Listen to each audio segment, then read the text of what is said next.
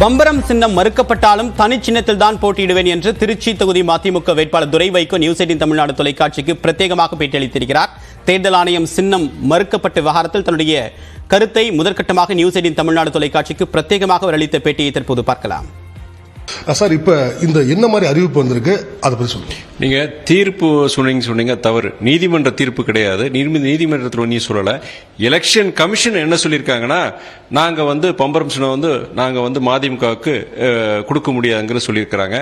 நாங்க election symbols reservation and allotment ஆர்டர்ங்கிற ஒரு இதுபடி அதுபடி நீங்க சின்னம் கொடுக்க முடியுங்கிற அந்த சட்டத்தின்படி தான் நாங்க அப்ளை பண்ணியிருந்தோம். அவங்க அதே சொல்லி இந்த எலெக்ஷன் சிம்பிள்ஸ் ரிசர்வேஷன் அலாட்மெண்ட் படி கடந்த காலங்களில் இந்த மாதிரி நாங்க கொடுக்காம இருந்திருக்கிறோம். அது சட்டப்படி சில சர்ச்சைகள் இருக்கு. அதனால இதை நாங்க தவறான முன்னுதாரணமா இதை ஆக்க முடியாது.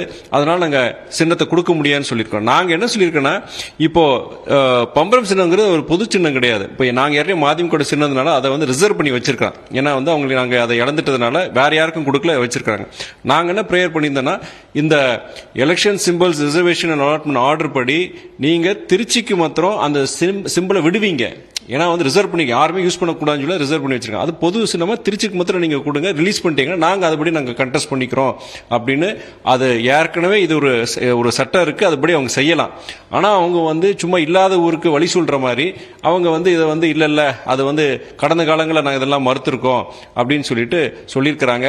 இது நீதிமன்ற தீர்ப்பு கிடையாது, எலெக்ஷன் கமிஷனுடைய அவங்களுடைய ரிப்ளை தான் இதுக்கு. ஆனா கோர்ட்ல இன்னைக்கு மத்தியானம் 2 மணிக்கு மேல அவங்க இதை சப்மிட் பண்ணும்போது நாங்க இதை சேலஞ்ச் பண்ணுவோம். அதுக்குண்டான காரணங்கள் எங்களோட வழக்கறிஞர்கள் வச்சிருக்கிறாங்க. கண்டிப்பா இது எலெக்ஷன் கமிஷன் பொறுத்த வரைக்கும் ஒரு ஒருதலை பட்சமா செயல்படுறதுக்கு இது ஒரு உதாரணம் தான் நான் சொல்லுவேன். நான் அதே மாதிரி எங்களுக்கு மாத்திரம் கிடையாது, நாம் தமிழருக்கு அவங்களுக்கு கரும்பு விவசாயி அந்த சின்னமா இருந்தாலும் சரி, இல்ல விடுதலை சிறுத்தைகள் அவங்களும் பார்த்தீங்கன்னா இவ்வளவு காலதாமம் பண்ணியிருக்கிறாங்க.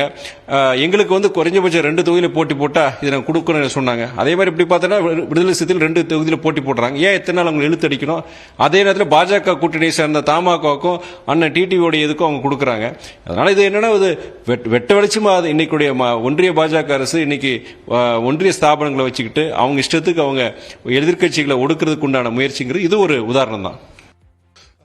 வேற சின்னங்கள் ஒரு கண்டிப்பா இதுக்கு எங்களுக்கு கிடைக்கும் நம்பிக்கை இருக்கு. கிடைக்கலையா அது அதுக்கு மாற்று சில சின்னங்கள் அதை கண்டிப்பா வச்சிருக்கிறோம். நாங்க ஏற்பாடுகள் வச்சிருக்கோம். கண்டிப்பா ஜனங்களுக்கு ஈஸியா விஷயம். நீங்க உள்ளாட்சி தேர்தலே நீங்க 4 சின்னங்கள், நீங்க பிரசிடென்ட்டுக்கு ஒரு சின்னம் இருக்கும், கவுன்சிலருக்கு ஒரு சின்னம் இருக்கும். அது படிக்காத சாதாரண கிராமத்து ஜனங்களே அந்த 10 நாள் அந்த சின்னத்தை புரிஞ்சு கரெக்டா போய் அந்த 4 ஓட்டு போய் போட்டு விட்டுறாங்க. ஒன்னொன்னு வெவ்வேறு சின்னத்தில் போய் போட்டுறாங்க. அதனால அது ஒரு பெரிய இஷ்யூ கிடையாது.